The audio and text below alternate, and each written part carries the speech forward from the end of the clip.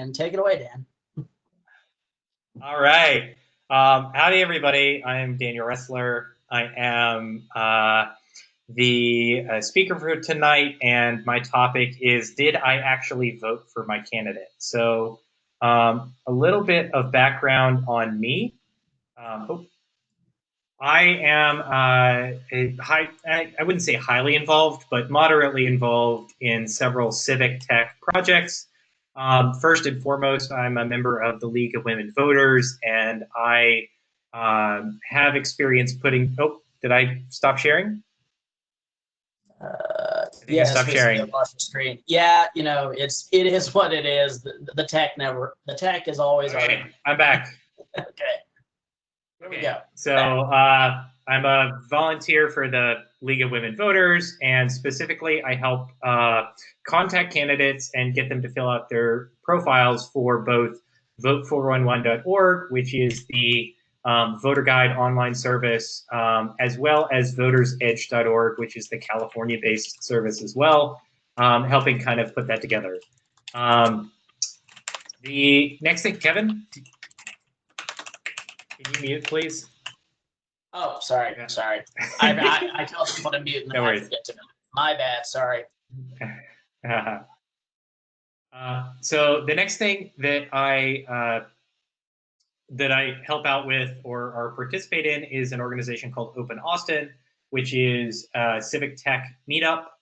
They actually have a meetup tomorrow night, so shameless plug for that. But I'm a project lead for several voting-focused projects, one of them which is a database and an API for all ballots in the country called Ballot API. And the next one is a voter registration web browser plugin where you can monitor your voter registration to see if it has been purged, called Purge Alert.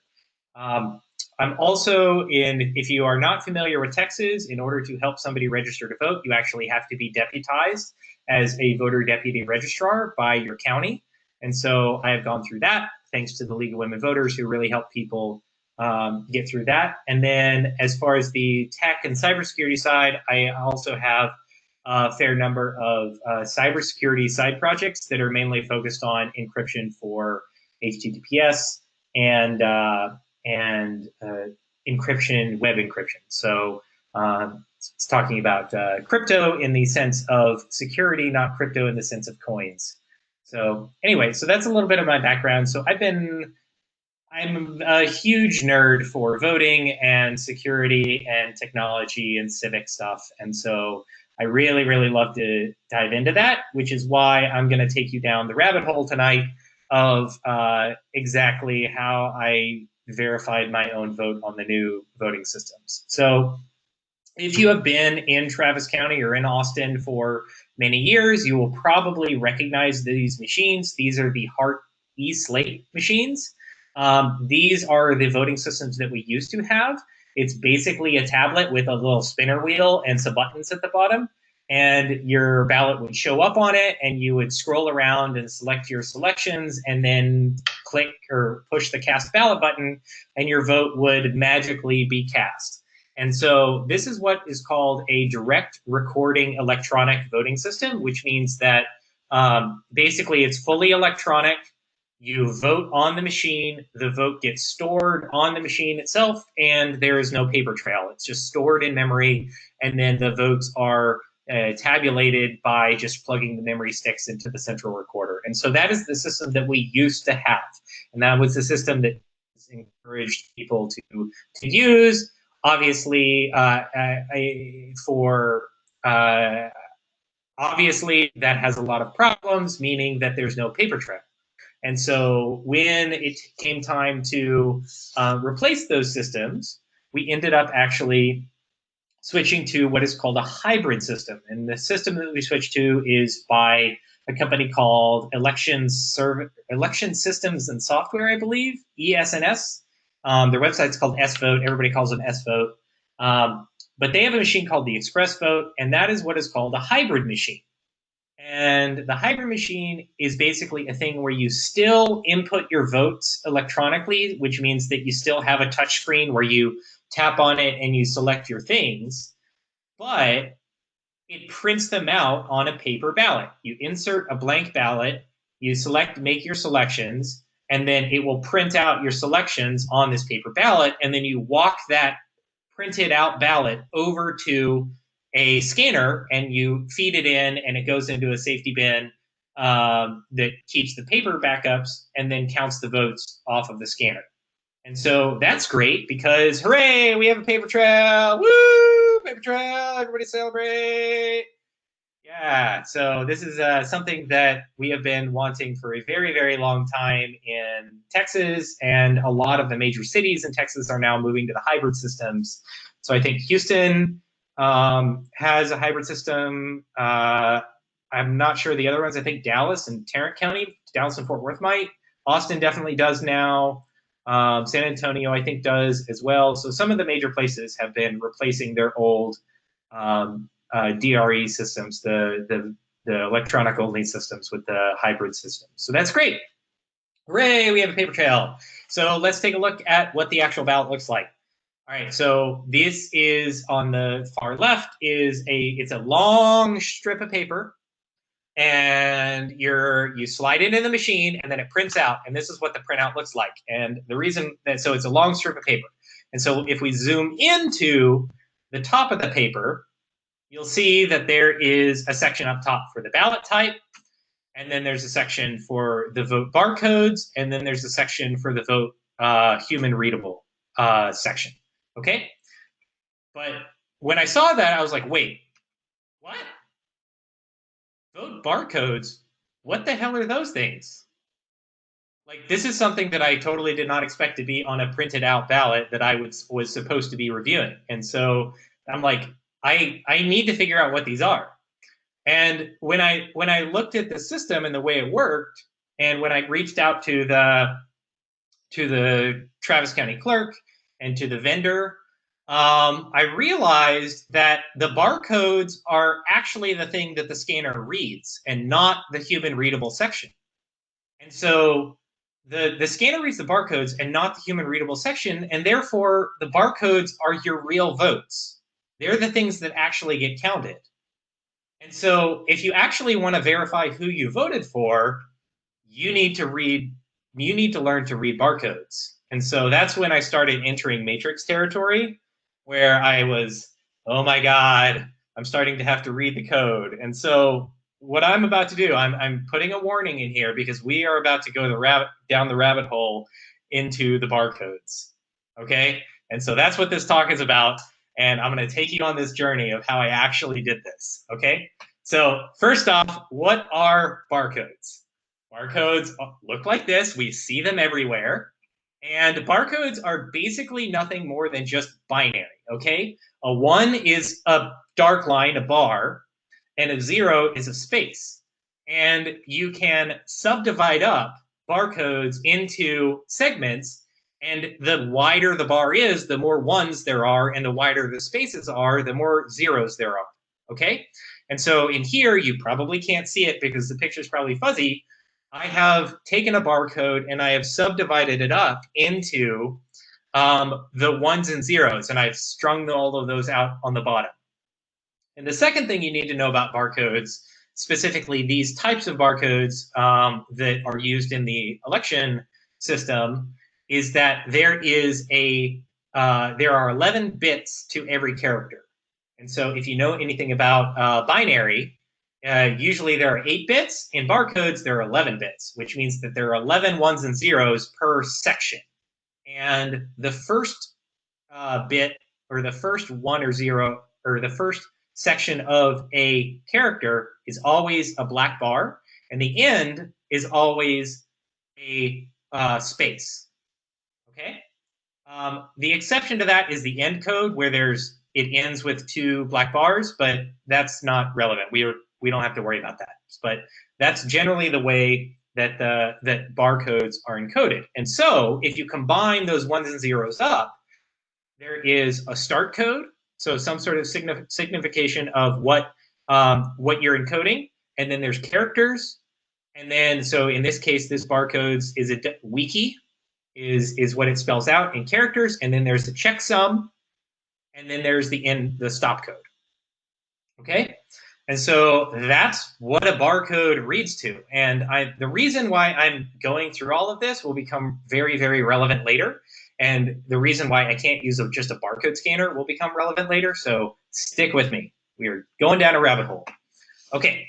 So now, how do you actually look up what those ones and zeros actually mean? So say you've decoded a barcode into a set of characters. All right. How do you actually know that it translates to a W and an I and a K and an I? Well, you look it up in a table, and luckily Wikipedia has a table of all of the various characters. And so you can see on the right here of this table, like the patterns. Remember, those are the 11 bits, and you just can match up the ones and zeros, right? And so what's important, though, is that in this particular type of, it's called code 128, is the type that's used in the election system. The start code signifies what type of character you need to look up. And so there are 3 types of start codes that are different patterns. The very first character that you read can be one of 3 different patterns. And then those correspond to what characters you actually need to look up. And so that'll become important later as well. So, okay, I'm going to pause there. And actually, no, I have one more thing. So the other thing to note about this table is that you can actually shorten the ones and zeros. You don't have to write down ones and zeros. What you can do is you can basically create a shorthand notation that describes how wide the bars are or how wide the spaces are. And so if I have this set of ones and zeros for this barcode, I know that it's 1 wide bar, 3 wide space, 1 wide bar, 2 wide space, 2 wide bar, 2 wide space. And I can note that by just saying 1, 3, 1, 2, 2, 2, right? Because I know I'm alternating bars and spaces. And so that is how, in general, you see a lot of barcodes encoded is in this sort of width notation or shorthand notation. Okay? All right. Now let's go back to the ballots. So that ballot that I had earlier, let's actually take a look at one of the barcodes themselves. So here is the first, short barcode on the left. And what I've done here is I've actually written down the shorthand. So it's a 2 wide, a 1 wide space, a 1 wide bar, blah, blah, blah, right? And so when you spend a little bit of time with this, you actually can start writing this down fairly quickly because you can just kind of eyeball the bars and the spaces and write them down. And the cool thing about that is if you go across, you'll always end on a set of numbers adding up to 11. And so those are your characters. And so if I go down and I write down those characters, I can go back to that Wikipedia table and look up what exactly those characters were. And so I can say, okay, that's the start code C. So I know what column to look it up. And then I have 3 characters and then a checksum and then a stop code. Okay. And those characters translate to 091211. Okay. That is what is on your ballot that gets read by the computer, and that is the thing that actually casts your vote. And so I'm like, what the hell does that mean? What can that possibly mean? Those codes. And so now we're going deeper into the rabbit hole. Okay. All right, let's talk about absentee ballots. So absentee ballots are something that are pretty much universal, and you have to have them for everybody who can't go vote in person. So in Texas, and I'm sure we'll get into the discussion of this later, currently in Texas, you can only request an absentee ballot if you're over 65, if you are not in the county during the entire duration of the early voting and election day, or you're disabled. And so I think there's another one, Cindy. Correct me if I'm wrong. You're muted if you're talking. If you're in jail but otherwise able to vote. Did you get that? Gotcha. Yes. If you're in jail. So that's the other exception. So anyway, this is the sort of thing that you get, and the county has to produce it no matter what anyway. All right. So what's cool about that is there's a grid on the side of this absentee ballot. And so that was one of the things that was pointed out by the vendor. And so if I take my barcodes and I start looking at this grid, and I say, oh, if I do 9 down, that lines up with all of the selections, and then after I do 12 across, and then if I have the page number and the side number as those last 2 characters, I can coordinate, I can like get the coordinates of an actual vote on the absentee ballot. And so what your barcodes actually correspond to as the coordinates on the absentee ballot and the page and the side number. And so that's what you're looking at when you're looking at the printed ballot from the machine for those barcodes. Yay, we did it! We figured it out! Hooray! We did a great job. So we figured out what those barcodes mean. And one of the cool things that I have found about this barcode encoding structure is that you don't actually need a mapping table. All you have to have in order to reverse engineer your barcodes on your ballots whenever you need to do a recount or whenever you need to audit something, all you have to have is a copy of your absentee ballot or the absentee ballot for that precinct. So you don't necessarily need to keep some other piece of information around that maps encoding numbers to who the candidate or what candidates you voted for. It's an encoding system itself by using the coordinates of the absentee ballot. So I think that's pretty cool on how to do it. So to recap, the barcodes on your ballot are what gets counted by the scanner, not the human readable section. Okay, so when they tell you to look over your human readable section, like that's nice and all, but that's not what the scanner actually reads. And second, the barcode values correspond to the coordinates of that section of that selection on the absentee ballot. Okay. So how do I translate this into something that's actually useful? So now I have the knowledge. Now I understand what the hell's going on. There's an election coming up. How do I actually verify who I voted for? So the key thing is, and the reason why I went through how to like read a barcode to start, is that you're not allowed to bring any electronics into the polling location. You're supposed to turn your phone off. You're supposed to like silence all your stuff. I can't bring in a barcode scanner. I can't bring in my phone and have an app on it that can scan the barcodes.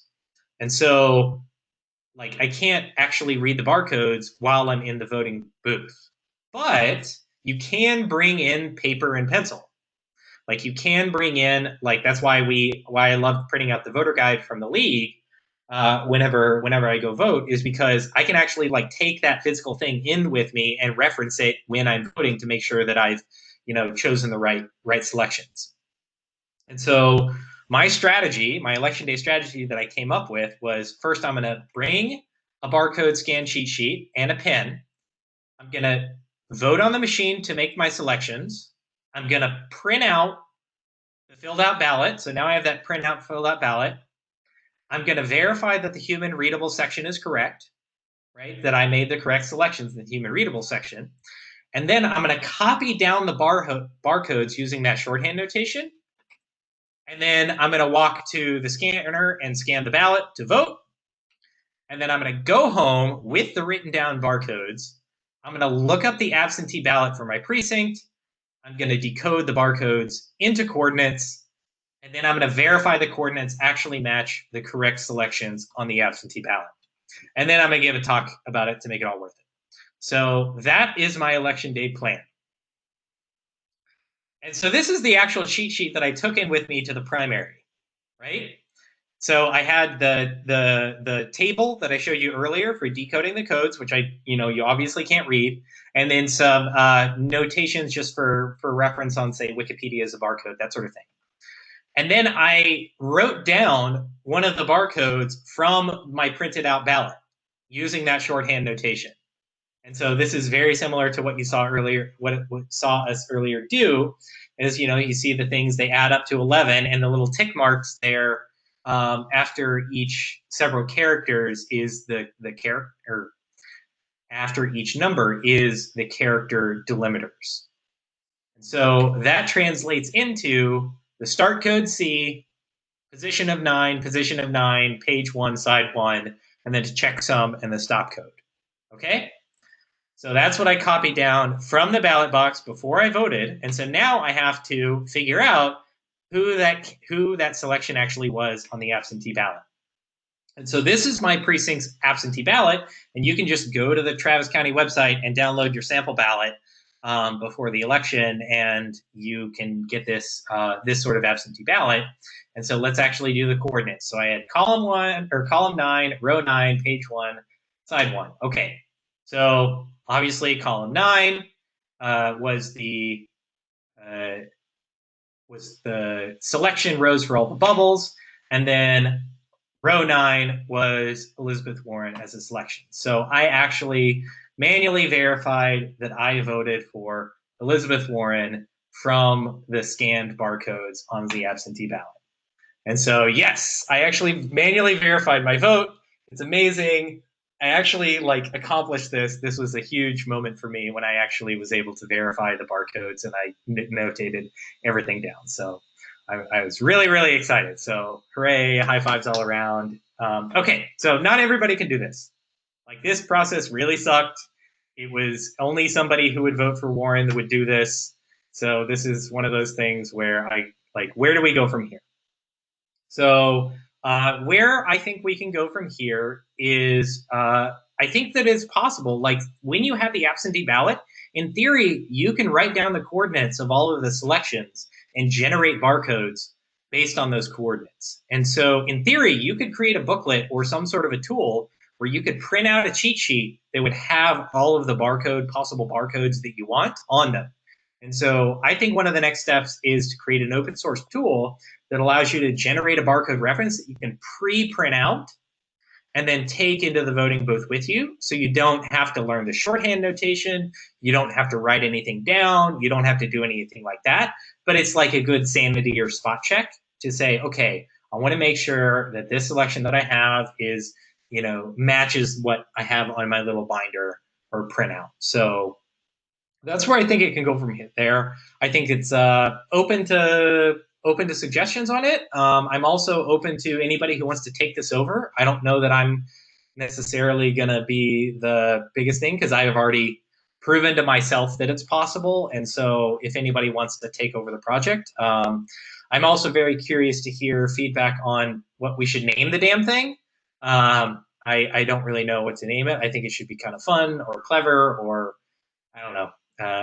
I'm open to suggestions on that as well. So anyway, that's the journey I have had on going through from, hey, what are these things, to actually implementing something for election day, to actually verifying my vote. So I hope that you enjoyed that little story and enjoyed learning a little bit about barcodes. So yeah, Kevin, do you have any? I feel like the latest topic is all of the absentee ballot stuff and whether or not you can tick the disability box if you want to request an absentee ballot, and the fact that they just changed the voting dates and all that sort of stuff. I feel like that's much more of a topic at hand for discussion, but happy to answer questions on this process as well. I think everything's fair game, and I'll just say, well, yeah, bravo, Daniel. That was some wonderful nerd detective work on your part. That